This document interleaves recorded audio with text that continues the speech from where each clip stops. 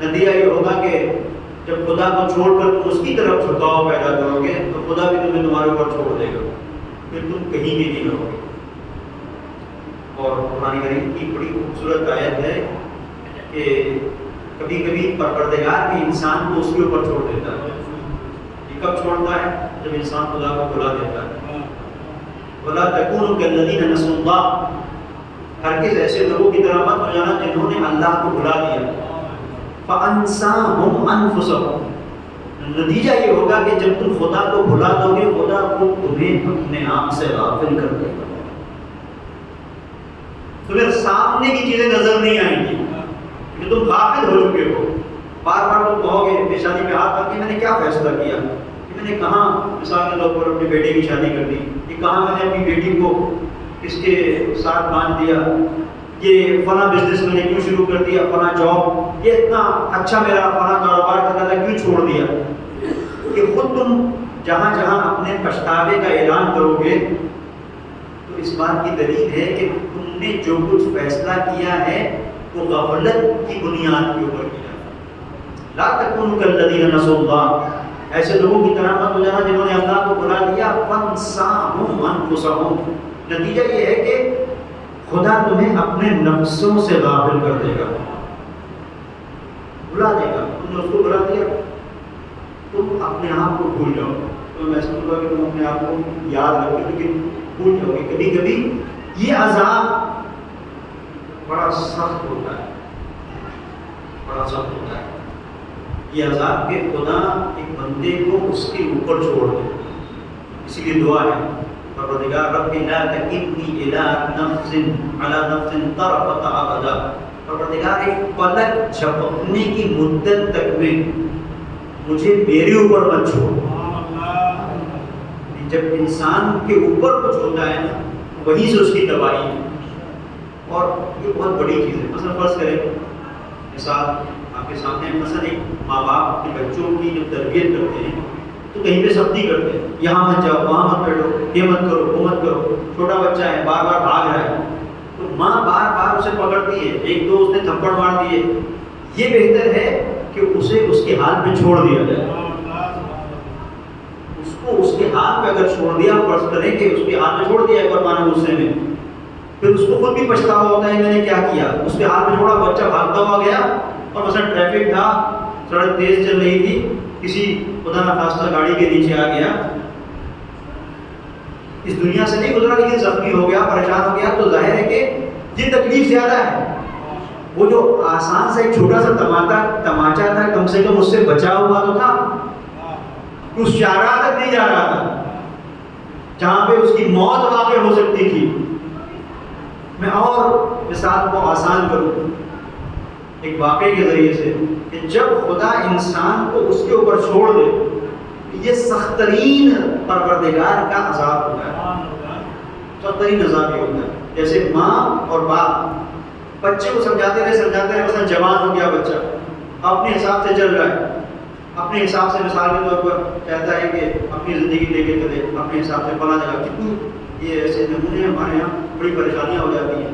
ماں باپ خواب دیکھتے ہیں بیٹے کی زندگی اچھی ہو، بیٹا مثال کے طور پر باہر نکلا کالج میں، ادھر ادھر اس کی سمجھ میں آیا، ان کا شریک حیات خود ہی ڈھونڈ لی، اس نے کہا کہ مجھے اصل خود ہی شادی کرنا ہے، خود ہی اپنے فیصلے خود ہی کرنا ہے۔ کبھی تو یہ ہوتا ہے کہ ماں باپ اسے چھوڑتے کہ نہیں بیٹا، وہ بار بار کہتا ہے میری زندگی ہے، کہ ماں باپ کہتے ہیں نہیں تمہاری زندگی سے ہماری زندگی بھی وابستہ ہے۔ اور کبھی اگر ایسا ہوتا ہے کہ بہت زیادہ پریشان ہوئے تو کہتے ہیں جو کرنا ہے کر، پھر جا۔ یہ منزل بڑی سخت ہوتی ہے۔ پھر جب زندگی میں اس کے ساتھ میں ایک ایسے مقام پر اس کی زندگی پر پہنچتی ہے، نازک بن جاتی ہے کہ جس کو اس نے انتخاب کیا تھا وہ اس کا انتخاب اس کے لیے عذاب بن جاتا ہے۔ اس کا انتخاب جب اس کے لیے عذاب بن جاتا ہے تو اپنے ماں باپ سے کہتا ہے کہ آپ لوگوں نے کیوں نہیں کچھ کیا، آپ لوگوں نے کچھ کیا ہوتا ہم تو تجھے روک دیتے، سمجھا رہتے، نہیں آپ کیسے بھی کر کے مجھے روک دیتے۔ اب اس کا مطلب یہ ہے کہ جہاں سے ماں باپ نے چھوڑا، یہ چھوڑنا اس کے لیے زیادہ مصیبت کا سبب بن گیا۔ جناب موسیٰ ہے، جناب موسیٰ ہمیشہ اپنے رب سے گفتگو کرنے کے لیے نکلتے ہیں، دیکھتے ہیں کہ ایک شخص ہے جو عبادت کر رہا ہے، اللہ کی بندگی کر رہا ہے. نہ موسیٰ اس عابد کو دیکھتے ہیں عبادت کو اپنی عبادت میں مشغول چلے جاتے ہیں.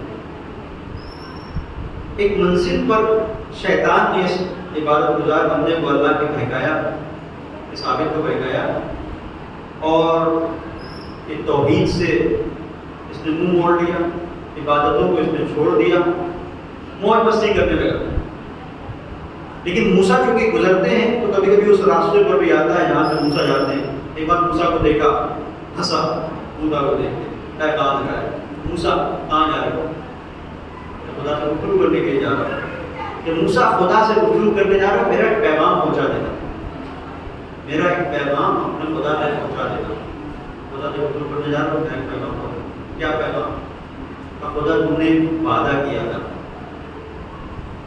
پروردگار نے وعدہ کیا تھا کہ اگر کوئی بندہ میرے راستے سے ہٹ جائے گا، رحمان کی راہ کو چھوڑ کر شیطان کی راہ پر گامزن ہوگا، تو میں اس پر اپنا عذاب نازل کروں گا. موسیٰ اپنے خدا سے جا کے کہہ دینا کہ جیسی زندگی اس وقت تھی میری جب میں خدا کی عبادت کرتا تھا، اس سے بہتر اب ہے، اس سے بہتر اب ہے. میں نے تو تیرے راستے کو چھوڑ دیا، مجھے تو کہیں تیرا عذاب دکھتا نہیں ہے. انہوں نے وعدہ کیا تھا عذاب نازل کر. موسیٰ رب کی بارگاہ میں پہنچے. موسیٰ جیسا نبی تھا، پروردگار سے گفتگو ہوئی، جو گفتگو ہونا تھی، موسیٰ نے جو بھی سوالات کرنا تھے کہ جوابات آئے، سب خدا کے موسیٰ واپس ہونا شروع ہوئے. ندائی موسیٰ، میرے بندے نے ایک پیغام دیا تھا، وہ تم بھول کے جا رہے ہو. بندے نے ایک پیغام دیا تھا، بھول کے جا رہے ہو. موسیٰ نے عرض کی پروردگار یہ اتنا عجیب اس نے پیغام دیا، جسارت کی تیری بارگاہ میں، توہین آمیز بات کی، مجھے شرم آئی کہ تیری بارگاہ میں اس کا پیغام تھا. نہیں موسیٰ میرا بندہ ہے، اس کا پیغام پہنچاؤ. اور موسیٰ اس نے یہی کہا ہے نا کہ میں اس کی راہ سے ہٹ گیا ہوں، اپنے رب کی راہ سے ہٹ گیا ہوں، تو میرا پروردگار میرے اوپر عذاب نازل نہیں کرتا. موسیٰ اس بندے سے جا کر کہہ دو عذاب نازل ہو گیا، اسے خبر نہیں، اسے خبر نہیں ہے. عذاب نازل ہو چکا، اسے خبر نہیں ہے. اسے پوچھو کہ میری بارگاہ میں کھڑے ہونے کا دل کرتا ہے کہ نہیں کرتا ہے. پہلے وہ کھڑا ہوتا تھا سجدے، قیام، طولانی رکوع، میری بارگاہ میں آتا تھا، کھڑا ہوتا تھا. لیکن اب میں نے اس کو اس کے حال پہ چھوڑ دیا. میرا سب سے سخت عذاب یہ ہے کہ جب کسی بندے سے میں ناراض ہوتا ہوں، اس پر عذاب نازل کرتا ہوں، تو اس کی فکر کرنا چھوڑ دیتا ہوں.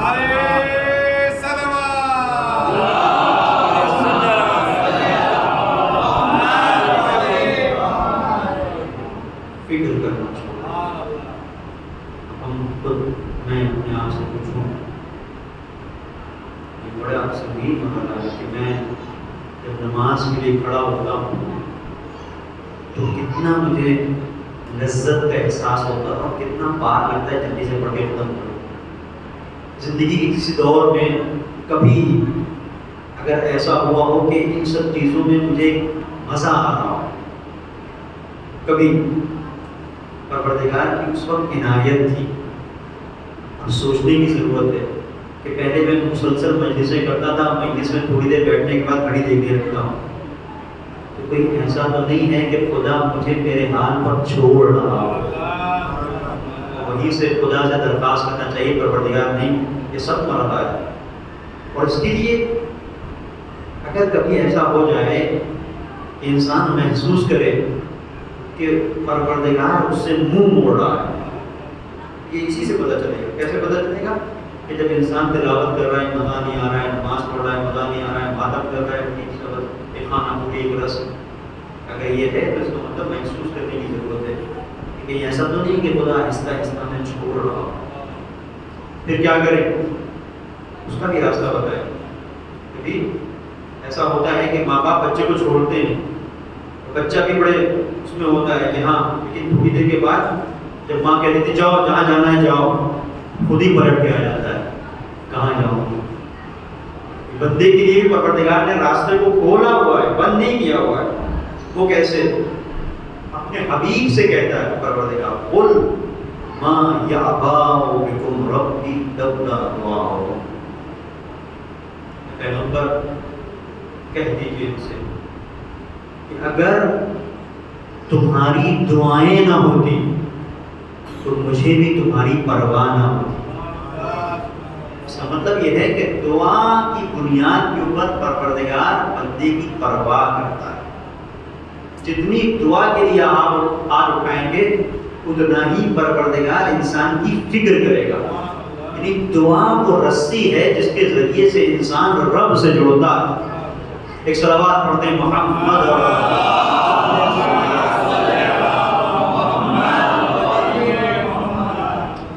دعا کے لیے کہا گیا ہے کہ اگر کبھی انسان کا دل نہ کرے، یہ نہیں کہ ہمیشہ دل کرے نہ کرے دعا پڑھتا رہے، کہا گیا اگر آپ کا دل نہ کرے تو تھوڑی سی پڑھیں، چھوڑ دو، دعا تھوڑی سی پڑھیں، لیکن ہاں استمرار ضروری ہے، تھوڑا سا یہ ضروری ہے کہ جو تھوڑا تھوڑا کریں گے تو اس کے ذریعے سے ہو سکتا ہے کہ انسان کا جسم عادت کر جائے۔ کیسے ہوتا ہے؟ جگہ آپ نے کہ یہ کیوں کہا گیا ہے کہ اگر مثلاً فرض کریں کہ نماز شب 11 رکعت مثال کے طور پر انسان نہیں پڑھ پا رہا ہے، ایک ہی رکعت پڑھے، 2 رکعت نماز شفا پڑھے اور 1 رکعت نماز وتر پڑھ لے، جتنا ہو سکے دعا کے لیے کا جتنا ہو سکے، قرآن کریم کے لیے کا جتنا ہو سکے روز پڑھے۔ استمرار کیوں؟ اس کے ذریعے سے انسان آہستہ آہستہ بندگی کی راہ پر آ جاتا ہے، آہستہ آہستہ آ جاتا ہے۔ یہ دھکا لگانے والی بات ہے۔ کبھی آپ نے دیکھا ہوگا کہ کبھی گاڑی خراب ہو جاتی ہے، گاڑی خراب ہو گئی اور ہمیشہ جو گاڑی اسٹارٹ ہوتی تھی چابی سے، آپ نے چابی لگائی گاڑی اسٹارٹ ہو گئی، کبھی کبھی یہ گاڑی اس چابی سے اسٹارٹ نہیں ہوتی، جام ہو گئی، کہیں پہ سردی ہے، کچھ ایسا ہے، میرا تیل نہیں پہنچ رہا ہے، تو اب اس کو دھکا لگانے کی ضرورت پڑتی ہے۔ یہ نہیں کہ اگر یہ اسٹارٹ نہیں تو چھوڑ دو تو وہیں رہ جائے گی، لیکن نہیں، اگر اسے دھکا لگایا جائے تو اب یہ دھکا لگ کے تھوڑی دیر چل کے گرم ہوگی، آگے چل پڑے گی، پھر اسے دھکا لگانے کی ضرورت نہیں ہوگی۔ تو کتنی جگہوں پر تو بار بار کہا گیا ہے کہ نہیں یہاں پر پڑھو، یہاں پر پڑھو، یہاں پر آؤ، مجلس ادا میں شریک ہو، یہاں پر جلوس میں جاؤ، یہاں پر رہو۔ یہ زبردستی نہیں ہے، بلکہ یہ آگے بڑھانے کے لیے دھکا لگانا ہے تاکہ اس فضا میں آ کے گرم ہو جاؤ تو خود چل پڑو۔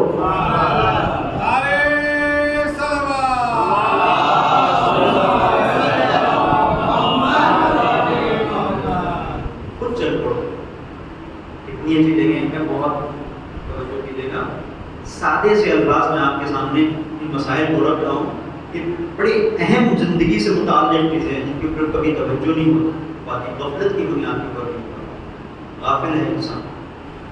کبھی کبھی یہ جو چھوٹی چھوٹی چیزیں ہیں کہ جہاں سے کہا گیا ہے نہیں گریا کرو، اس اگر گریا نہیں آتا ہے تو رونے والے کی صورت بناؤ، رونے والے کی صورت بناؤ، من بکا او ابکا او دباکا وجبت تو رونے والی کی صورت کیوں بنا؟ جب گریا نہیں آ رہا ہے تو نہیں آ رہا ہے۔ آج کل کے نوجوان اس طرح کی باتیں کرتے ہیں، گریا نہیں آ رہا ہے تو نہیں آ رہا، رونے والی کی صورت کیوں بنا؟ رونے والے کی صورت بناؤ گے تو ہو سکتا ہے خدا کی جانب سے عطا ہو گریا بھی آ جائے۔ ایک شخص، ایک نوجوان ہے، غریب، نادار، پیسے نہیں اس کے پاس،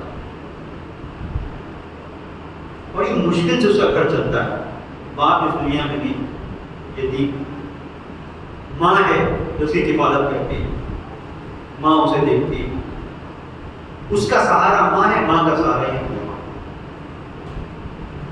اس کے پاس مزدوری کا کچھ سامان ہے، پاوڑا ہے، گھڑی ہے، مثلا گھر کو بنانے کے سارا سامان ہے، یہ اپنا سارا سامان لے کے باہر نکل آتا ہے اور ایک اونچے میں گلی میں جہاں پر دوسرے مزدور بھی ہیں وہاں پہ جا کر بیٹھتا ہے۔ کسی کو گھر بنوانا ہے، کسی کو کنواں بنوانا ہے، کسی کو مثال کے طور پر اس دور میں نالی والی صحیح کروانی ہے، وہ مزدوروں کو لے کے آتے ہیں کہ ہمارے یہاں یہ کام کر دو. تو جو مزدور جس لائق ہوتا ہے وہ آتا ہے اپنا کام کرتا ہے. اس کا بھی روزگار یہی مزدور کا. کبھی کوئی کہتا ہے کہ چلو ہمارے پاس کلاڑی ہے, درخت کاٹ دو گھر میں, مثال کے طور پر چولہا جلنے کے لیے اس دور میں لکڑیاں ہوتی تھی, جنگل سے لکڑیاں کاٹ کے دے دو, یہ کام ہو گیا. کبھی کسی کا ڈول نکال دو, پانی ڈول کے ذریعے سے کنویں سے پانی نکال کے دے دو, محنت کا کام. تو یہ مزدوروں کا ہوتا تھا, اس کے پاس یہی کام. ایک بار یہ اپنے گھر سے اپنا ساز و سامان لے کے نکلا. ایک انسان اسے ملا کہ جسے صحرا میں کچھ پتھر نکلوانے تھے, توڑوانے تھے, کہ پتھر توڑ کے لے کے آیا تاکہ وہ اپنے گھر پر کام کرے. صحرا میں پتھروں کو توڑ رہا تھا, اپنے جو بھی اس کے پاس اوزار کے آلات تھے. اتنے میں اس نے دیکھا کہ بادشاہ کی بیٹی اپنے کاروان کے ساتھ, جس میں اس کی کچھ سہیلیاں وغیرہ تھی, نکلی سیر کے لیے. سیر سپاٹے کے لیے نکلی تو اس جگہ پہ پہنچی جہاں یہ اپنا کام کر رہا تھا. وہ محمل تھی, محمل کے اوپر نقاب پڑی ہوئی ہے, ظاہر پردہ ہے. اب اس نے خاص طور پر دیکھنے کے لیے کہ یہ کون سا صحرا ہے, کون سی جگہ ہے, اس نے محمل اٹھائی. یہ دیکھ رہا تھا کہ بادشاہ کو مقابلہ سے نہیں پتا تھا کون ہے محمل میں, تو دیکھ رہا تھا. جیسے ہی اس نے محمل کو اٹھایا, اس کی نظر بادشاہ کی بیٹی پہ پڑی, اور بادشاہ کی بیٹی نے معمولی طور پر ایسے دیکھا کہ کیا ہے. اب اسے یہ احساس ہوا کہ گویا وہ مجھے دیکھ رہی ہے, اسے یہ احساس ہوا. اور ایک نظر میں جیسے اس نے دیکھا, اب اس کے پورے وجود کے اندر بادشاہ کی بیٹی کی محبت آ گئی. اب یہ دیکھتا رہ گیا, اس نے محمل گرا دیا. اب اس کے ذہن میں یہ ہے کہ بادشاہ کی بیٹی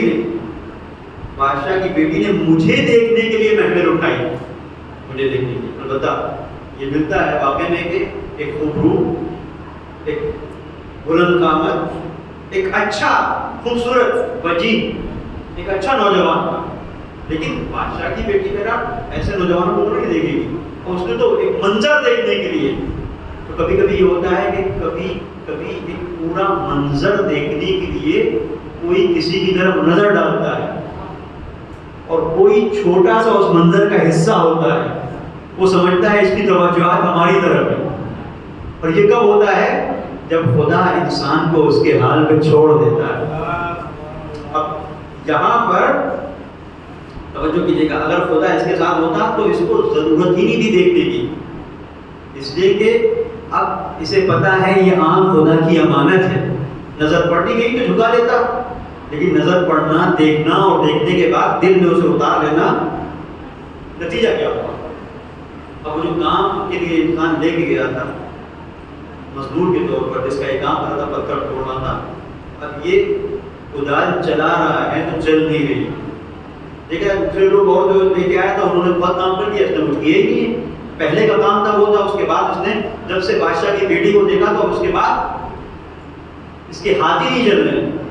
اس نے کہا تم کیا کر رہے ہو؟ کہا نہیں میں کام نہیں کر سکتا ہوں, اب نہ میرے ہاتھوں میں جانا ہے میرے پیروں میں جانا, کچھ نہیں کر سکتا ہوں. کیا ہوا؟ کہا کہ میں اس بادشاہ کی بیٹی کا عاشق ہو گیا, اور اب اس بادشاہ کی بیٹی سے اگر میری شادی نہ ہو تو میری زندگی بیکار ہے. ایسے کتنی جگہوں پر اس طرح کی چیزیں آتی ہیں. بات ذہن میں رکھیے گا, سمجھانا یہ ہے, پوری توجہ کیجیے گا, سمجھانا کہ کبھی کبھی انسان جب عبادت کرتا ہے اور اس کا دل نہیں کر رہا ہے, لیکن اس کے باوجود بھی وہ آتا ہے بارگاہ میں. کتنے ایسے لوگ ہیں کہ بہت زیادہ دل نہیں, لیکن کہتے ہیں چلو بھی چلتے ہیں. ایسا نہیں, اس کا کوئی فائدہ نہیں ہے, اس کا بھی فائدہ ہے. اسی بات کو ثابت کرنے کے لیے میں نے آپ کی خدمت میں مثال پیش کی. بادشاہ کی بیٹی کا عاشق ہو گیا, مجھے کچھ سمجھ میں نہیں آ رہا ہے. لڑکھڑاتا ہوا گھر پہنچا, ماں نے جو محبت سے انتظار کری تھی دروازہ کھولا, آپ بیٹا کھانا لگا ہوا ہے. کھانا کون سا کھانا؟ کھانا کیا ہوا؟ صبح میں نہیں کھایا، دوپہر بھی نہیں کھایا، شام بھی نہیں کھایا، ماں پریشان، جا کر کھانا لے کے آتی ہے، میرے لفظ جگر کیا چاہیے، تیری پسند کی چیز لے کے آ رہی بنا کے، کچھ نہیں چاہیے، جو چاہیے وہ تو لا کے دے نہیں سکتی، پھر کیا ہے، لیکن مجھے وہی چاہیے۔ اور جب تک میری شادی بادشاہ کی بیٹی سے نہیں ہوتی ہے، میں سمجھوں گا کہ میں اس دنیا میں کسی کام کا نہیں ہوں اور چلا جاؤں گا۔ یہ میرا عشق، یہ میری محبت، اتنی جگہوں پر یہ کھوکھلا عشق انسان کو کھوکھلا کر دیتا ہے، ہر چیز کو انسان چھوڑ دیتا ہے، سامنے وہ ایک ہی چیز نظر آتی ہے۔ اب ایسی منزل پر، اس مقام پر ماں کتنی پریشان ہوئی، ماں گئی مختلف لوگوں سے، اس نے بات کی، طبیب آیا، ڈاکٹر نے آ کے نبض دیکھی، کہا کہ نہیں، اس کو تو کوئی ایسی نہیں ہے، بخار ہوگا، ایسا نہیں ہے، پیشانی پہ ہاتھ رکھا، کوئی اس دور میں نبض ہی دیکھی جاتی تھی، نبض دیکھ کے اس نے کہا کوئی ایسی بیماری کی علامت تو نہیں ہے، یہ کہتا ہے کہ بیماری وہ ہے جس کا علاج طبیب کے پاس نہیں، اس طبیب کے پاس نہیں ہے۔ اب بہرحال طبیب پوچھتا ہے کیا ہوا، وہ بات بتاؤ جس کی وجہ سے پریشانی ہے، کہا کہ تم میرا علاج نہیں کر سکتے، تم جب علاج نہیں کر سکتے تو پوچھو بھی نہیں۔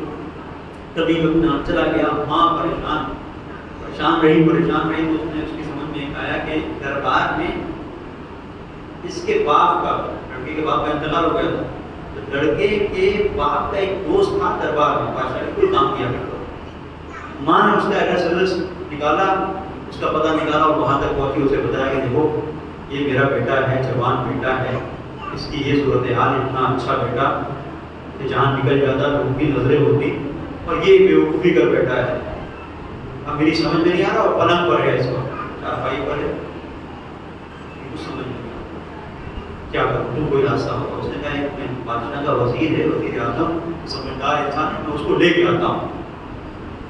بھیس بدل کے خاموشی کے ساتھ اسے لے کے آیا گیا، اس نے آ کے سے پوچھا کہ کیا معاملہ ہے، کیوں کھانا نہیں کھاتے ہو، کیوں ماں کو پریشان کر رکھا ہے، کیا نہیں۔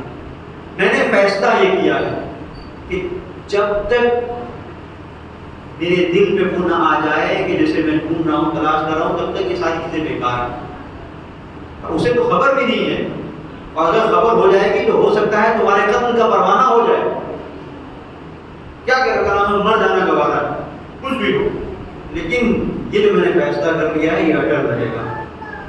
بادشاہ کے وزیر نے دیکھا کہ اتنا زیادہ معاملہ بڑھ گیا ہے کہ صحیح نہیں ہوگا، اس نے کہا ٹھیک ہے، میں تمہارے لیے گارنٹی لیتا ہوں، میں تمہارے لیے گارنٹی لیتا ہوں۔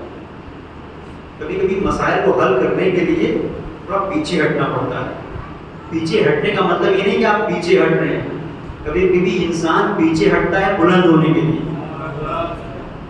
بلند ہونے کے لیے۔ بادشاہ کا وزیر پیچھے ہٹا کہ ٹھیک ہے میں یہ کام کروں گا، لیکن شرط یہ ہے کہ تم کھانا وانا تو کھاؤ، اپنے آپ کو ہلاک مت کرو، ہلاک کر لو گے تو کیا کر سکتا ہوں، کم سے کم تمہاری شکل صورت جیسی ہے ویسی رہ جائے۔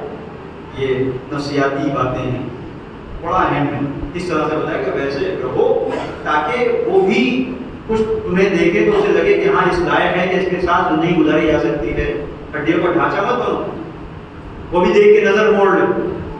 یہ منطقی انداز تھا، اسے سمجھ میں آیا کہ میں تمہارے سامنے میں ضمانت دیتا ہوں، لیکن اب اس کے لیے نسخہ یہ ہے، تمہیں کرنا کیا ہوگا، کیا بتاؤ کیا کرنا ہوگا، کہ میں کوئی دوا ہوا نہیں دوں گا، ایک کام بتا رہا ہوں، کرنا یہ ہوگا کہ تمہیں فلاں جگہ، فلاں صحرا میں، فلاں جگہ پہ جا کر تم نے پہاڑی پہ غار دیکھی ہے، ہاں غار کے دہانے پر جا کر مسلے کو بچھا دو، مسلے کو بچھا کر تمہیں عبادت نہیں کرنا ہے اللہ کی، کیونکہ زبان بھی ایسا تھا کہ اللہ اور عبادت جو کرتی ہے اس سے واقف نہیں کرنا، کہ نہیں تمہیں وہاں پہنچ کر عبادت کی ایکٹنگ کرنا، بناوٹی عبادت، اور 4 5 6 مہینے تک کرتے رہنا ہے۔ میری بات پر اگر تمہیں یقین ہے تو، اور میں یہ ضمانت دیتا ہوں کہ اس نے سوچا کہ یہاں پر تو کوئی ضمانت دینے کے لیے تیار نہیں ہے، کوئی بھی ضمانت، لیکن کم سے کم یہ ضمانت دے گا تو کر کے دیکھتے ہیں۔ کہاں 4 6 مہینہ مسلسل جیسے تم نے کہا عبادت کروں گا، بناوٹی عبادت۔ اب آہستہ آہستہ لوگوں کے درمیان میں شہرت ہونا شروع ہوئی کہ یہ عابد، وہ انسان جو مظلوم تھا وہ بدل گیا ہے، وہ تو عبادت میں مشغول ہے، اس نے تو سب چیزیں چھوڑ دی ہیں، وہ مسلسل عبادت کر رہا ہے، عبادت کے بعد عبادت کر رہا ہے۔ اب آہستہ آہستہ آہستہ آہستہ بات مشہور ہونا شروع ہوئی۔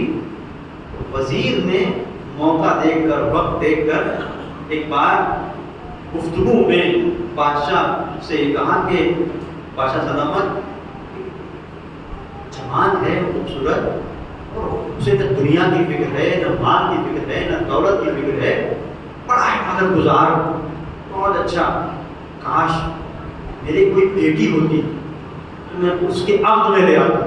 بادشاہ نے کہا کہ یہ تو بڑا سمجھدار وزیر ہے، یہ کس کی بات کر رہا ہے؟ اچھا، بادشاہ کے پاس تو کسی چیز کی کمی نہیں ہے، سب چیز بادشاہ کے پاس ہے، اس کے لیے اگر کوئی ایک انسان مناسب اسے مل جائے تو اس سے بڑھ کر کچھ نہیں ہے، دینے کے لیے کوئی کمی نہیں بادشاہ کے پاس۔ اس کو ضرورت نہیں کہ سامنے والا بھی شہزادہ ہو، اسے ضرورت ہے کہ سامنے والا دل کا شہزادہ ہو، جو کسی چیز کی فکر نہ کرے۔ تو اس نے بادشاہ کو تیار کیا کہ ذرا، بادشاہ نے بھی کہا ذرا چل کے دیکھتے ہیں کون نوجوان ہے۔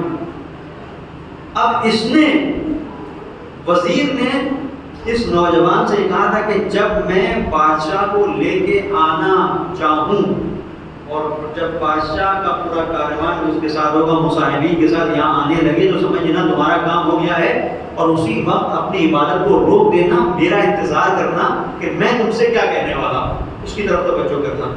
اب یہ عبادت تو کر ہی رہا تھا، جب 4 مہینے اس کے ہو گئے اور اب اسے ہوا کہ ہاں میں نے اتنی عبادت کر لی ہے کہ لوگوں میں شہرہ ہو گیا ہے، تو پلٹ پلٹ کے عبادت کے سامنے دیکھتا بھی تھا کہ کوئی کاروان آ رہا ہے کہ نہیں۔ ایک بار اس نے جھک کے دیکھا پہاڑی پر سے نیچے، تو دیکھا ہاں ایک کاروان چلا آ رہا ہے، کاروان چلا آ رہا ہے، اور ایسا محسوس ہوا کہ ہاں بادشاہ کا کاروان یہ آیا، پھر مصلی پہ کھڑا ہو گیا، پھر عبادت کرنا شروع کر دی۔ اور وہاں پر جب بادشاہ اور بادشاہ کے تمام مصاحبین، وزراء، لشکر کے لوگ جو بادشاہ کے ساتھ تھے، سب کے سب جب اس مقام پر پہنچے تو اب وزیر نے بادشاہ سے کہا کہ یہی وہ نوجوان ہے کہ جسے کسی چیز کی کوئی فکر نہیں، اتنا اللہ کی بندگی میں غرق ہے کہ اس نے ہماری طرف توجہ کرنا بھی مناسب نہیں سمجھا۔ بادشاہ نے کہا یہی وہ نوجوان ہے جس کے لیے تم کہہ رہے تھے کہ اگر تمہاری کوئی بیٹی ہوتی تو میں اس کے عقد میں لے آتا۔ ہاں یہی وہ نوجوان ہے۔ کہا پھر یہ کس بات کی ہے؟ تمہاری بیٹی نہیں، میری بیٹی ہے۔ کہا یہ نوجوان قبول کرے گا؟ کہا اگر یہ قبول کر کے اس جیسا نوجوان جسے میں دیکھ رہا ہوں، جس نے میری توجہ تک نہیں کی، اگر یہ قبول کر لے تو ہمارے اوپر ایک بڑا احسان ہوگا اس کا۔ بس وزیر سمجھ گیا کہ معاملہ حل ہو گیا ہے، اترا اور اترنے کے بعد اس کے پاس آیا، اب یہ عبادت پہ عبادت کر رہا ہے۔ وہ وزیر کہہ رہا ہے کیا کر رہے ہو؟ معاملہ طے ہو چکا ہے، سب مسئلہ حل ہو چکا ہے۔ اب وہ سجدے پہ سجدے، بھائی میں نے تو تمہیں بتایا تھا کیا کر رہے ہو، اس کی طرف توجہ ہی نہیں ہے۔ اب وزیر پریشان کہ بھائی یہ ہماری جو بات ہوئی تھی اتنی اوور ایکٹنگ کی بات نہیں ہوئی تھی، تم کر کیا رہے ہو؟ لیکن اس کی کوئی توجہ نہیں، کوئی توجہ نہیں۔ آخر میں کسی ایک مقام پر عبادت ہے، عبادت ختم ہوئی تو رکا، جیسے ہی رکا وزیر نے ہاتھ تھام لیا، یہ کیا کر رہے ہو؟ کہا کچھ نہیں، تم جاؤ اپنا کام کرو، تم جاؤ، تمہیں وزارت کرنی ہے وزارت کرو، جاؤ دربار میں جاؤ۔ کہا نہیں، جو کچھ تجھے چاہیے تھا اسے لے کے آیا ہوں۔ کہا ہاں مجھے چاہیے تھا لیکن اب نہیں چاہیے، چاہیے تھا اس وقت چاہیے تھا لیکن اب نہیں چاہیے۔ کیسی باتیں کرتے ہو؟ بادشاہ یہ کہہ رہا ہے کہ اگر تم نے اس کی بیٹی کا ہاتھ تھام لیا تو اس کا مطلب یہ ہے کہ تم نے بادشاہ پر احسان کیا ہے۔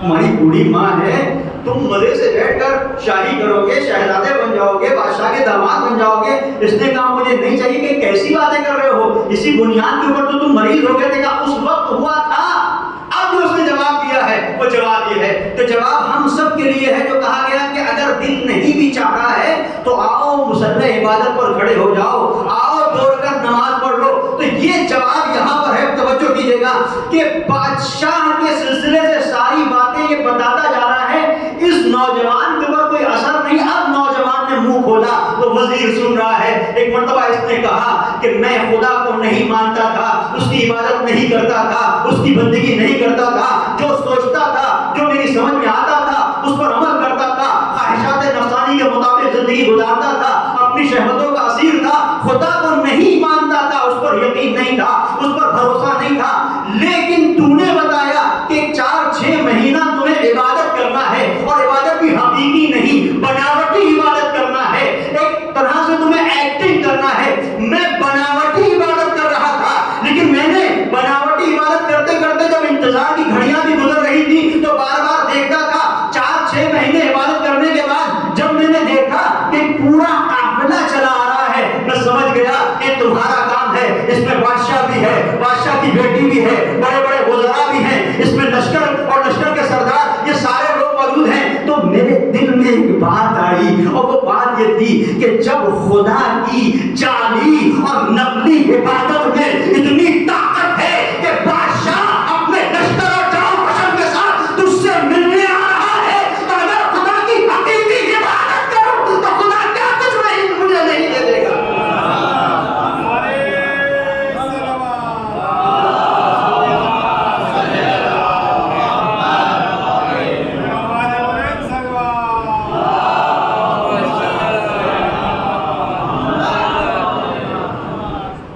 حقیقی عبادت کروں تو خدا کیا مجھے تنہا چھوڑ دے گا؟ جب جعلی، تو یہ جو میں نے آپ کی خدمت میں عرض کیا اس بنیاد کے اوپر کہ کبھی کبھی جو ہم سے کہا گیا ہے اس کا فلسفہ یہ ہے کہ ہو سکتا ہے آہستہ آہستہ کہ نقلی عبادت اصلی عبادت میں بدل جائے۔ اسی لیے اپنے بچوں کو خاص طور پر کہا گیا کہ لے کے آؤ، نہیں آ رہا تب بھی لے کے آؤ، کھینچ کے لے کے آؤ۔ جگہ ایسی ہے کہ جہاں پر آپ دیکھیں کہ انسان کا جب یہ شعور جاگ جاتا ہے، جسے شعور ولایت کہتے ہیں، تو انسان حقائق کی طرف متوجہ ہوتا ہے۔ آپ نے دیکھا ہوگا صبح میں یہاں پر نماز کے بعد باہر فقراء رہتے ہیں، بیٹھے رہتے ہیں۔ ایک بزرگ شخصیت ہے کاشف الغطا، ان کے سلسلے سے ملتا ہے، اپنے بیٹے کو نماز شب کے لیے اٹھاتے تھے، نماز شب کے لیے کبھی اٹھتا تھا کبھی اٹھتا تھا۔ ایک بار انہوں نے اپنے بیٹے کو اٹھایا کہ بیٹا چلو، کہا بابا آپ جائیے میں آ رہا ہوں، آپ جائیے میں آ رہا ہوں۔ زیارت بھی کرتے ہیں حضرت المومنین علی بن ابی طالب علیہ السلام کی،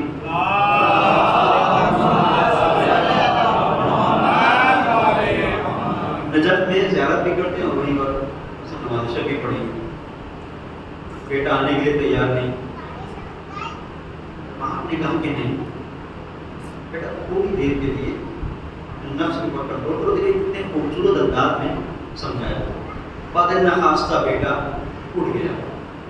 کبھی کبھی صحیح راستے پر لانے کے لیے کہا گیا ہے کہ مجبور نہ کیا جائے، لیکن کبھی کبھی کیا ہے کہ ایک انسان اس طرح سے جہاں پر کسی حد تک مجبور تو کر رہا ہے، لیکن ایسا نہیں کہ بچہ دین سے پھر جائے گا، محبت میں، باپ کی عظمت میں، باپ کے مثال کے طور پر احترام میں ہو سکتا ہے آگے بڑھے تو کسی منزل تک پہنچ جائے۔ انہوں نے خاص طور پر نہیں، آج تو تمہیں چلنا ہے، بعد میں دیکھا جائے گا۔ اس سمجھ اتنا آیا کہ بھائی آج چلنا ہے، چلو بیٹا اٹھا۔ پہنچے تو دیکھا کہ بارگاہ المومنین کے باہر اشرف ہیں، مولا کے روضے کے باہر، جیسے یہاں پر فقراء رہتے ہیں، بعض بیٹھے رہتے ہیں، وہاں پہ متعدد فقیر لوگ بیٹھے ہوئے تھے، متعدد فقیر لوگ بیٹھے ہوئے تھے۔ یہی وہ مرحلہ تھا۔ دیکھیں کتنے خوبصورت انداز میں ہدایت کی، کوئی زور زبردستی نہیں، ڈانٹ ڈپٹ نہیں۔ اپنے بیٹے سے کہا بیٹا تم دین میں ہو، ظاہر ہے آنکھیں تمہارا روح ہے، میں تم سے ایک سوال کرنا چاہتا ہوں۔ سوال یہ بتاؤ کہ یہ جو فقراء اس دروازے پہ بیٹھے ہوئے یہ کیوں بیٹھے؟ اس لیے بیٹھے ہوئے کہ جو آنے والا ہے اس سے انہیں کچھ مل جائے، تو ان کی ڈولی بھر جائے۔ انہیں کتنا مل جاتا ہو، کتنا حاصل ہوتا ہو؟ کوئی 1 ریال، کوئی 2 دینار، کوئی 5 دینار، یہی۔ اچھا بیٹا یہ یقین سے بتاؤ کہ کیا ہر روز جب یہ آتے ہیں تو ان کی جھولی بھر جاتی ہے؟ ہر روز؟ کبھی ایسا نہیں ہے، کبھی کوئی دیتا ہے کبھی نہیں دیتا ہے۔ اب یہیں سے اسی کا انتظار تھا، انہوں نے جواب دیا یہ بتاؤ کہ رات کے تیسرے پہر 3 ساڑھے 3 بجے یہ لوگ کس امید پر یہاں پر آ کر بیٹھے ہوئے ہیں کہ کچھ لوگ آئیں گے جو داخل ہوں گے، ان کے دل میں اگر رحم آ گیا تو کچھ دے دیں گے. انہیں یقین تو نہیں ہے نا کہ ملے گا. تو کبھی ایسا بھی ہوتا ہوگا کہ ایک خالی جھولی لے کر چلے جائیں. ہاں یقیناً ایسا ہوتا ہوگا. کبھی کو ملتا ہوگا، کبھی نہیں ملتا ہوگا. کبھی جتنی توقع ہے اتنا ملتا ہوگا، کبھی توقع سے زیادہ مل جاتا ہوگا. اتنا ایسا ہے، یقین تو نہیں ہے. یہ ایک موہوم سی امید پر یہاں آتے ہیں. تو ان کی موہوم سی امید راتوں کی نیند اڑا دیتی ہے. اب انہیں راتوں میں نیند نہیں آتی ہے. پتا ہے وہاں جائیں گے تو دامن میں کچھ بھرے گا، ملے گا. اور تم ایسے خدا کو چھوڑ کے سو رہے ہو جس نے امید نہیں دلائی ہے، جس نے یقینی طور پر کہا ہے اس کے سامنے سر کو جھکاؤ میں تمہیں عطا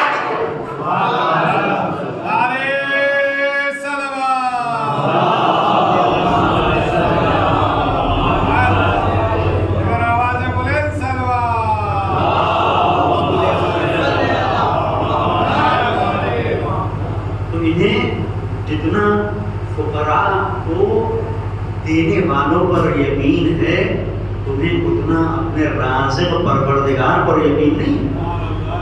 اس کے بعد سے اب یہ واقعہ یہ ملتا ہے کہ کبھی ان کے بیٹے نے پھر نماز شب کو نہیں چھوڑا، نہیں کر دیا. تو یہ وہ مراحل ہیں کہ جہاں پر انسان اگر تھوڑا غور کرے اور متوجہ ہو تو اپنے آپ کو کبھی بھی بندگی کی راہ سے نہیں ہٹائے. اور یہ جو کربلا ہے یہ ہمیں ایک امید دلاتی ہے. در حسین ہمیں امید دلاتا ہے کہ اس در پر اگر ہم آتے ہیں تو بہت کچھ ہم حاصل کرتے ہیں. میں ایک مثال کے ذریعے دیکھیں کس طریقے سے اس دروازے پر آ کر انسان پاکیزہ بنتا ہے. اس دروازے پر آ کر کیسے پاکیزہ بنتا ہے. آپ میں سے بہت سارے لوگ زیارت پر گئے ہوں گے، جو نہیں گئے پروردگار اپنی توفیق کی زیارت نصیب کرے. ایران بھی گئے ہوں گے آپ نے دیکھا ہوگا کہ ایران میں جو روٹی بنتی ہے اسے کہتے ہیں سنگم. سنگم کون سی روٹی ہوتی ہے؟ یہ وہ روٹی ہوتی ہے کہ جو پتھروں پر بنتی ہے. آگ جلتی ہوتی ہے، اس پر پتھر پڑے ہوتے ہیں، پتھر دہک رہے ہوتے ہیں، گرم ہوتے ہیں. اس پر یہ پورا روٹی کا خمیر ایک بڑا سا ایک پتلا ٹائپ کا ہوتا ہے، اس کے اوپر رکھ کر اس کو ڈالتے ہیں. اس میں روٹی کو جہاں پر پتھر آگ کے اوپر دہک رہے ہوتے ہیں، ان پتھروں پر یہ روٹی ڈالی جاتی ہے. اور پتھروں میں بنی ہوئی روٹی وہاں پر بھی ڈاکٹرز بھی کہتے ہیں کہ یہ روٹی کھائیں، دوسری روٹیوں سے بہتر ہوگی. بہت سارے لوگ جو ہے وہ وہاں جاتے ہیں جو سنگل، خاص طور پر سنگل اسے کہا جاتا ہے، پتھروں پر بننے والی روٹی. سنگل یعنی پتھروں پر بننے والی روٹی یہ ڈالتا ہے. اس کے بعد وہ روٹی پکنے لگتی ہے. جس نے اس کے اوپر خمیر ڈالا اور جب یہ روٹی پکنے لگتی ہے، پتھروں پر پکتی ہے، جب محسوس کر لیتا ہے کہ اتنی دیر ٹائم ہوتا ہے ان کو اندازہ ہوتا ہے، یا وہ لکڑی کے ذریعے سے خاص چھو کے دیکھتے ہیں کتنی نرم ہے اور کتنی یہ روٹی تیار ہو گئی. جب یہ پکنے لگتی ہے تو اسے وہ نکال دیتا ہے. روٹی کو ایک ڈالنے والا ہوتا ہے، ایک نکالنے والا ہوتا ہے، اس کو نانبائی کہتے ہیں، نکال. اچھا جب یہ روٹی پتھروں پر پڑتی ہے، جب یہ روٹی پتھروں پر پڑتی ہے تو پتھر اس روٹی کے اندر چپک جاتے ہیں. نرم ہوتی ہے کیونکہ لیئی ہے، خمیر ہے، خمیر نرم ہے، اس کے اوپر پتھر چپک جاتے ہیں. اور جیسے جیسے روٹی پکتی جاتی ہے ویسے ویسے پتھر اس سے علیحدہ ہوتے جاتے ہیں، علیحدہ ہوتے جاتے ہیں. اور جب اسے نکالتا ہے تو کچھ پتھر لگے رہ جاتے ہیں اس پہ، دو تین اس کے اوپر ایک ہاتھ مارتا ہے، سارے پتھر کھڑ جاتے ہیں. یہ پتھر نہیں رہتے. کیوں؟ اس لیے کہ پتھر اس وقت تک چپکیں گے جب تک کہ اس کے اندر لچک پائی جائے. جب روٹی پک جاتی ہے تو پتھر خود بخود الگ ہو جاتے ہیں، خود بخود الگ ہو جاتے ہیں. بازی تو یہی مرحلہ عشق حسین کا ہے. اگر ہم عشق حسین کے تنور میں اپنے آپ کو ڈال لیں تو ہو نہیں سکتا کہ گناہوں کے پتھر ہم سے وابستہ رہیں. جتنا جتنا انسان عشق حسینی میں پک جائے گا اتنا ہی شہرت کے پتھر، منصب کے پتھر، انا کے پتھر، ہوا پرستی کے پتھر، دنیا کے پتھر، مال کے پتھر، شربت کے پتھر، جھوٹ کے پتھر، جسم کے پتھر، غیبت کے پتھر،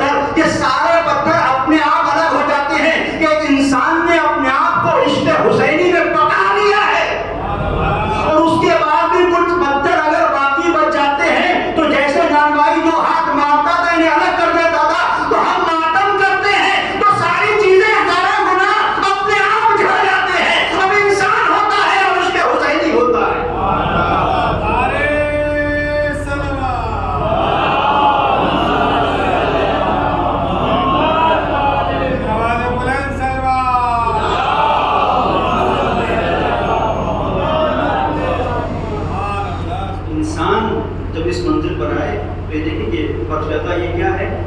یہ بندگی کے اعتبار سے ہمیں پکانے کا طریقہ ہے. اس کا مطلب اس کے بعد اگر کچھ پتھر چپکے ہوئے ہیں تو اس کا مطلب ابھی ہم پوری طرح سے پکے نہیں ہیں. عشق حسینی میں ہم ابھی پکے نہیں ہیں، اس لیے کہ جو پکتا ہے پھر وہ چیزوں کو نہیں دیکھتا. اور کربلا کا جو شعور ولایت ہے وہ بھی یہ بتاتا ہے. اب پہلی مجلس میں نے ایک بات کہی تھی، اس کو میں آپ کی خدمت میں تھوڑی سی اس کی وضاحت کرنے کی کوشش کر رہا ہوں.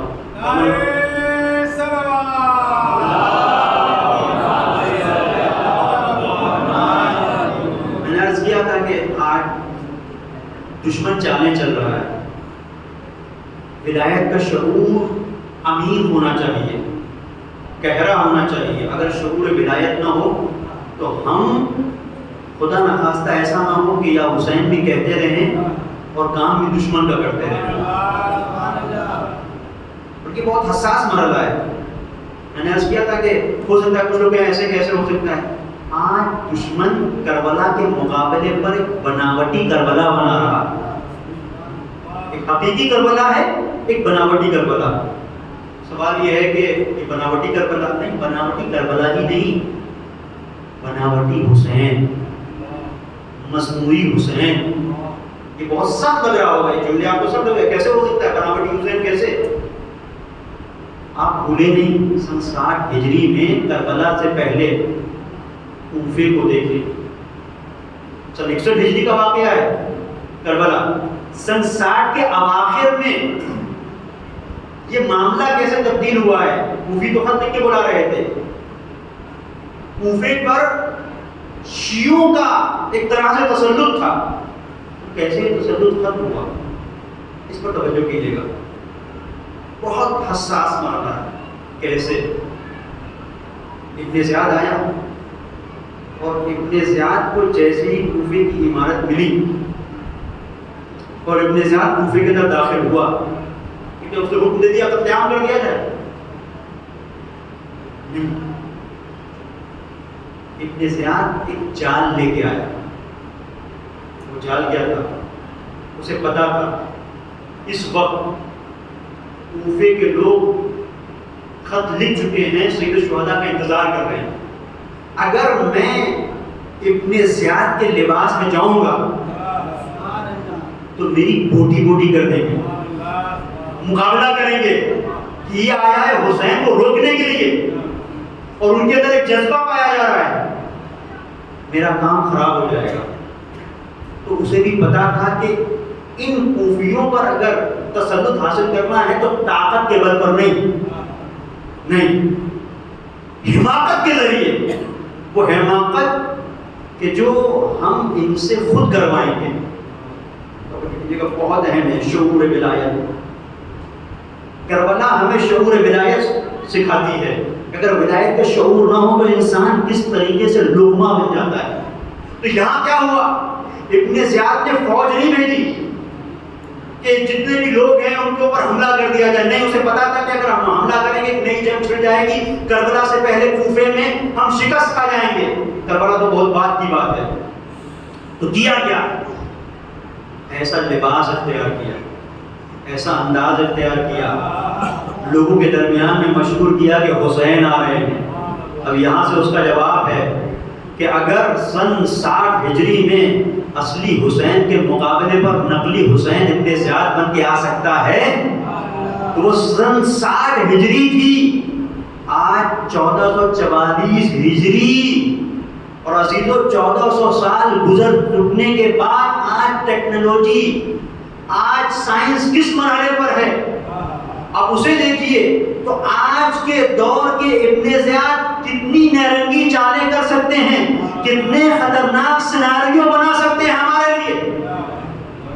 کل تو وہ اکیلا تھا، آج نہ جانے کتنے ذہن ہیں جو جڑ سکتے ہیں اور ہمارے خلاف منصوبہ بندی کر سکتے ہیں.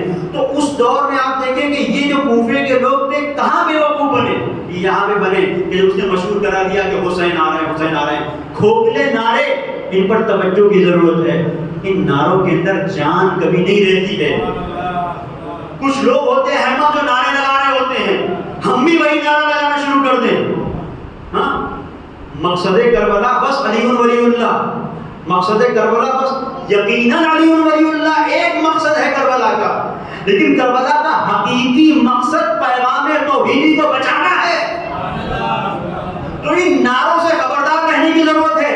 کبھی کبھی ایسا ہوتا ہے کہ دین کے مقابلے پر دین کو لایا جاتا ہے توڑنے کے لیے، اور یہ سخت ترین آج کا دشمن ہے جو پروردگار کے سب سے خالص ترین بندے کو اس کی توحید کے مقابلے پر لے کے آ رہا ہے، یعنی ذات علی بن ابی طالب توحید پر ضرب لگانے کے لیے۔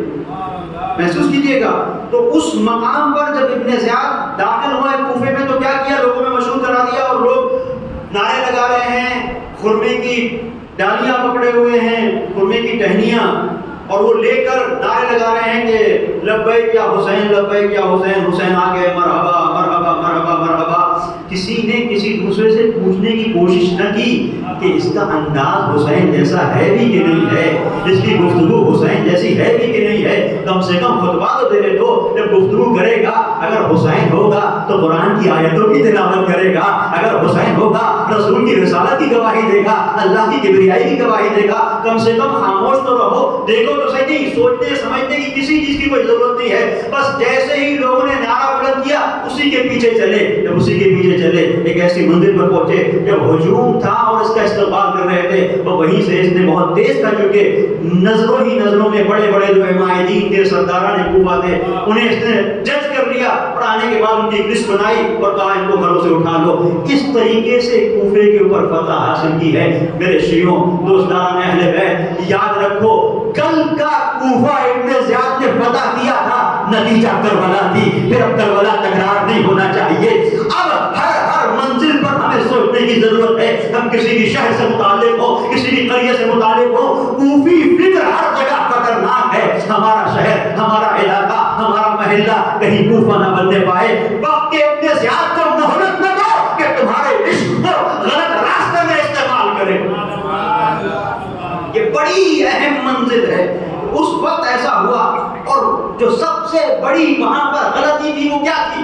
یہ دیکھیں شعور ولایت کا فقدان۔ سب سے بڑی غلطی یہ تھی کہ کوئی ایسا نہیں تھا جو ان سے کہتا کہ حسین یہاں پر آئے ہیں، اس کی اگر تصدیق کرنا ہے تو سب سے بہترین ذریعہ سفیر حسین ہمارے درمیان موجود ہے، تو سب سے پہلے آ کے جناب مسلم کو ہم خبر دیں کہ ایسا سن رہے ہیں، آپ کیا کہہ رہے ہیں، تو جیسا جناب مسلم کہیں پھر ویسا کریں، تو نتیجہ کیا ہوگا؟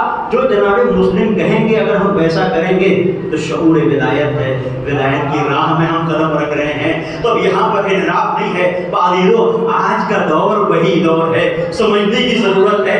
بہت سارے ایسے لوگ ہیں جو یہ چاہتے ہیں کہ عصر غیبت میں وہ افراد جو امام کی جانب سے نمائندہ ہیں، جو مراجع کلام کی حیثیت سے ہماری رہنمائی کر رہے ہیں، ہمارا سلسلہ ان سے ٹوٹ جائے تاکہ ہم وقت کے ابن زیاد کے ہاتھوں پر بیعت کر لیں۔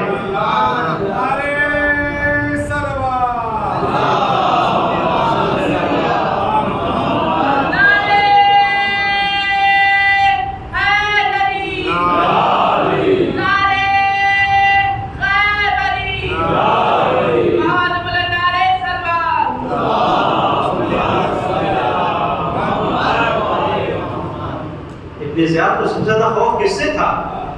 جب مسلم تھا، حکومت ابن زیاد بتا رہی ہے آج کی دنیا کی بڑی طاقتوں کو سب سے زیادہ خوف کس سے ہے؟ یا نجف میں بیٹھے ہوئے اس بوریا نشی سے جسے علی سیستانی کہا جاتا ہے، یا ایران میں بیٹھے ہوئے قائد حریت حضرت آیت اللہ العظمی خامنئی سے، یا پھر حسن نصر اللہ سے لبنان میں۔ سوچیں کہ یہ لوگ دشمن کے ٹارگٹ پر کیوں ہیں؟ دشمنیوں کا نشانہ ان کی ذوات اقدس کیوں ہے؟ سب سے زیادہ ان سے دشمنی، مسلم سے بھی دشمنی تھی، آنی سے بھی دشمنی تھی، اور اس کے ساتھ ان کے ساتھ جو کچھ ایسی بنیاد کے اوپر ہوا، دشمنی کی بنیاد کے اوپر، چونکہ یہ اس راستے سے متصل کر رہے تھے جو حسین کا راستہ تھا۔ یہ مراجع کرام اس راستے سے متصل کر رہے ہیں جو امام زمانہ کا راستہ ہے۔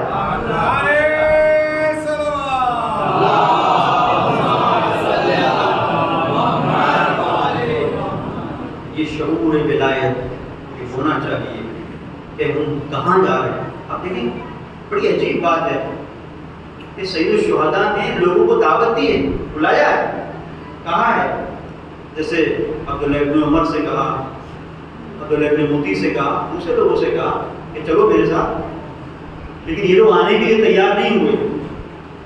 کسی کو خاص طور پر خط نہیں لکھا, خاص طور پر خط نہیں لکھا, لیکن ایک شخصیت ملتی ہے, من الحسین الغریب الى الرجل الفقیہ حبیب ابن مظاہر. حسین غریب کی جانب سے یہ خط ہے حبیب ابن مظاہر مرد فقیہ کے نام, مرد فقیہ کے نام. یہ فقیہ کا لفظ سید الشہداء نے خود لکھا ہے. حسین غریب الرجل الفقیہ نہیں کہا حبیب ابن مظاہر, پہلے بتایا مرد فقیہ کے نام یہ خط ہے. اس کا مطلب یہ ہے کہ کربلا یہ بتا رہی ہے کہ آپ یہ دیکھیں کربلا میں جو معصومین کی تعداد ہے, سید الشہداء خود معصوم, امام زین العابدین علیہ السلام خود معصوم, امام محمد باقر علیہ السلام خود معصوم. یعنی تین معصوم اماموں, تین عظیم معصوم ہستیوں کے باوجود بھی کربلا کو ضرورت ایک فقیہ کی ہے. تو آج سوچنے کی ضرورت ہے کربلا تین معصوم کے ہوتے ہوئے جب ایک فقیہ کی ضرورت کربلا کو ہے کہ نصاب کربلا بغیر ایک فقیہ کے نامکمل ہے, تو عصر غیبت میں کیسے فقیہ کی ضرورت سے انکار کیا جا سکتا ہے, کیسے انکار کیا جا سکتا ہے. اس کا مطلب یہ جو انکار کر رہے ہیں اور جو فقہا کی جانب نہیں جانے دینا چاہتے, ان کے ارادے ٹھیک نہیں ہیں. حضرت دامن وقت میں گنجائش نہیں بچی, بہت زیادہ ہو گیا. شعور کربلا بہت ضروری ہے, شعور ولایت. جتنا کربلا کا شعور ہوگا اتنا ہی ولایت کا شعور ہوگا. اور کربلا ہمیں ولایت کا شعور اس منزل پہ دیتی ہے کہ بہت سارے ایسے لوگ تھے, جنہیں میں نے اس کے سلسلے سے عرض بھی کیا کہ کوئی قرآن پڑھ رہا تھا, کوئی تلاوت کر رہا تھا, کوئی کعبے کا طواف کر رہا تھا, یہ سب کر رہے تھے, لیکن حسین کا ساتھ نہیں دے رہے تھے. یہی شعور ولایت. کیوں نہیں دیا ساتھ؟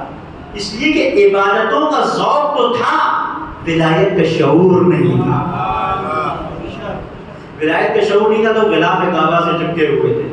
ولایت کا شعور نہیں تھا تو قرآن کی تلاوتوں کو سمجھ رہے تھے کہ نجات کا ذریعہ ہے.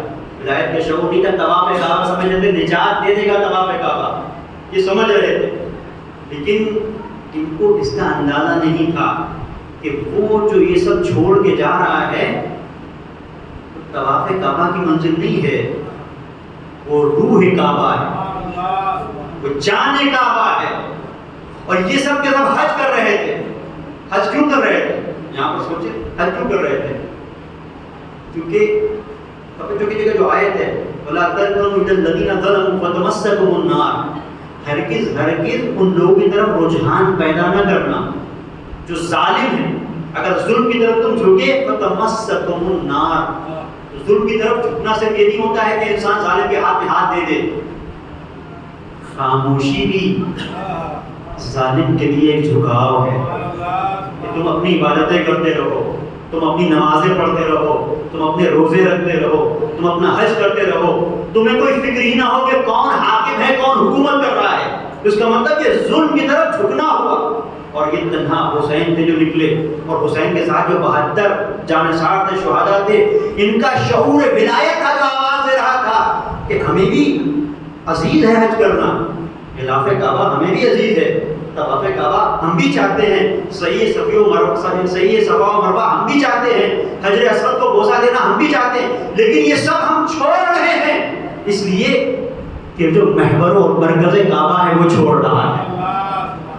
تو عزیزو یہاں پر ایک سوال ہے مسلمانوں سے, مسلمانوں تم بتاؤ کہ جو حسین کا عمل ہے وہ کچھ اور ہے, تمہارا عمل کچھ اور ہے. تم حج کر رہے ہو, حسین حج چھوڑ رہا ہے.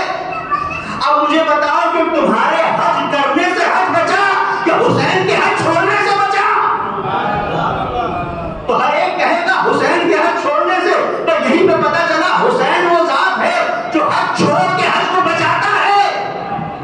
تو شعور ولایت یہ کہتا ہے کہ جہاں حسین ہو وہاں تم ملو, عبادتیں تمہیں اپنی طرف نہ کھینچیں. یہ شعور ولایت ہے جو کربلا ہمارے حوالے کرتی ہے. عزیزو تھوڑا وقت زیادہ ہو گیا، میں نے آپ کا کافی وقت لیا، معذرت چاہتا ہوں، بس یہیں پر اپنی گفتگو کو ختم کرتے ہوئے مسائل کی طرف کہ شعور ولایت جب انسان کے وجود میں آ جاتا ہے تو انسان اس منزل پر ہے کہ کمسن ہے، لیکن اس کا پورا وجود دین محمدی کی بقا کی ضمانت ہے، دین محمدی کی بقا کی ضمانت ہے۔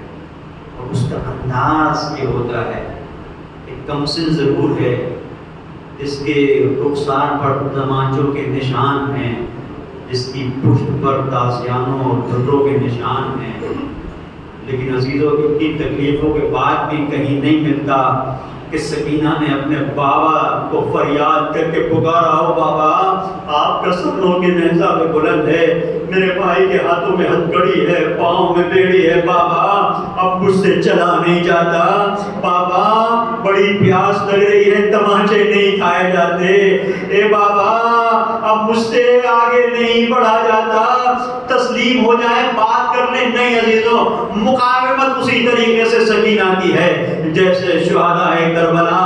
عزیزوں میں نے زحمت کو ختم کیا، یہ سکینہ جو حسین کی ننھی بچی ہے معرفت کی کس منزل پر ہے؟ ہمیں متعدد ایسے مقامات ملتے ہیں جہاں پر سکینہ کی معرفت کو دل کہتا ہے کہ لاکھوں سلام کیے جائیں۔ ایک منزل وہ ہے کہ جہاں پر سکینہ مشکل کشا کی یہ پوتی مشکل کشائی کا سبب بن گئی غازی علمدار کربلا کے لیے، جہاں پر غازی آتا ہے بار بار علمدار آ کے کہتے ہیں مولا مجھے اجازت دے دیجئے، قد ضاق صدری، میرا سینہ تنگ ہو رہا ہے، لیکن حسین نے اجازت نہیں دی۔ بس سکینہ نے محسوس کیا کہ باب الحوائج کے لیے یہاں پر ضروری ہے کہ سکینہ باب الحوائج بن جائے۔ پر ننھی سی مشق لے کے آ گئی سکینہ، حسین نے دیکھا عباس جاؤ اگر سبیل آپ کر سکتے ہو تو پانی لے کے آ جاؤ۔ یہاں پہ ایک مشکل کو حل کیا۔ دوسری منزل وہ کون سی منزل ہے کہ جہاں پر حسین کے ہاتھ میں ننھے علی اصغر کی لاش ہے، کبھی آگے بڑھتے ہیں کبھی پیچھے ہٹتے ہیں، لبوں پہ فکرے ہیں انا للہ و انا الیہ راجعون۔ یہاں پہ سکینہ کا کردار کیا ہے؟ عزیزو آؤ کردار بتاتا ہوں۔ در خیمہ پہ جب حسین آئے ہیں ننھے علی اصغر کی لاش لے کے، تو تاریخ سے پوچھو، مقتل سے پوچھو کہ رباب پہلے آئی کہ سکینہ پہلے آ گئی؟ سکینہ پہلے آ گئی تو سکینہ نے معصومانہ انداز میں کیا سوال کیا؟ اے بابا میرا بھیا پانی پی کے آ گیا، میں پیاسی رہ گئی۔ اسے ایک معصومانہ سوال نہیں ہے، یہ معرفت سے بھرا کردار ہے۔ منزل کیا ہے؟ منزل یہ ہے کہ سکینہ حائل ہو گئی ایک باپ کی غربت کے درمیان، ایک ماں کی بے کسی کے درمیان۔ سکینہ جانتی تھی اصغر گیا ہے تو سیراب ہو کے نہیں آئے گا، ہاں گلا چھدا ہوگا۔ تو منزل یہ ہوگی کہ ماں انتظار کر رہی ہوگی، اب حسین کے پاس بھی آنا ہوگا کہ کیسے جواب دے۔ سر کو جھکا کے کھڑے ہوں گے، بابا اماں کو دیکھ رہے ہوں گے، اماں بابا کو دیکھ رہی ہوگی، کہنے کے لیے کچھ نہیں ہوگا۔ اس سکون کے درمیان، اس مظلومیت کی داستان کے درمیان سکینہ حائل ہو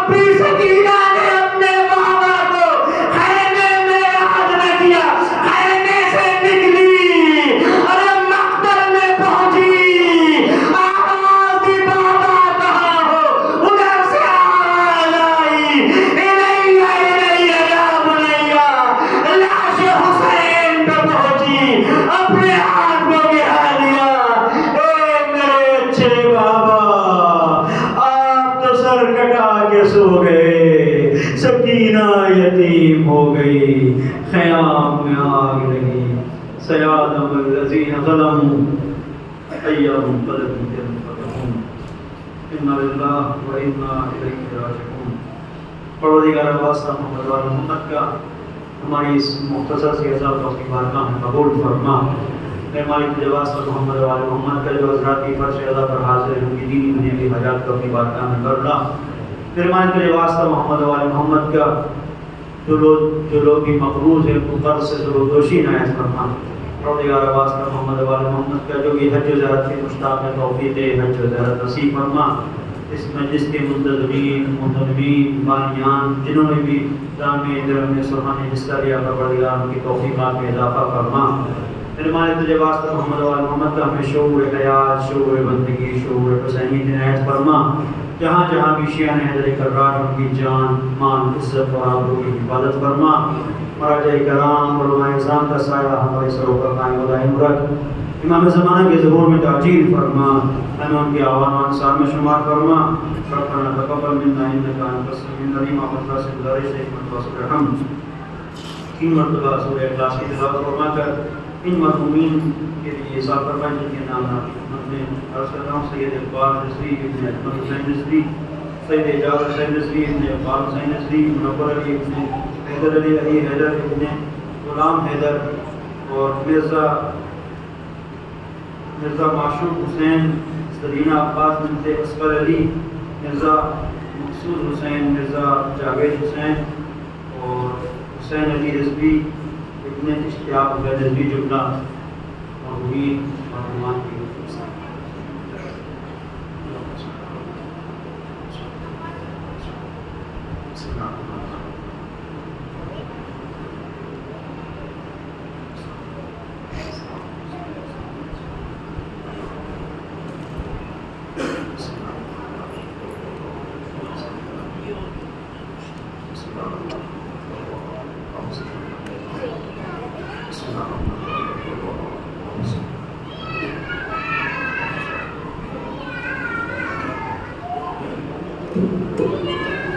مولوی سے 2-3 اعلانات کی گزارش ہے۔ انشاءاللہ پرسوں بروز سنیچر بعد مجلس نظر مولا کا اہتمام کیا گیا ہے، سنیچر کو رات بعد مجلس، اور اس ایام اعزا کی آخری مجلس بروز